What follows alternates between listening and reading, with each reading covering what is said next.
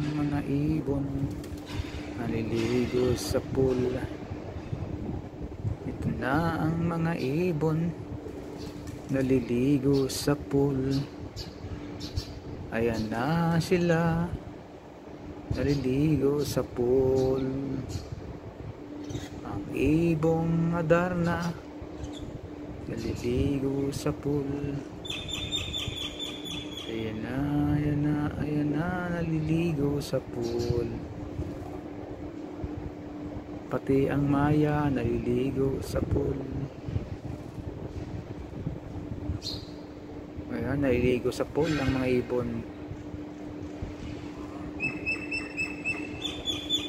Ayan, wala na magawa yung ibon. Ligo na. Ligo.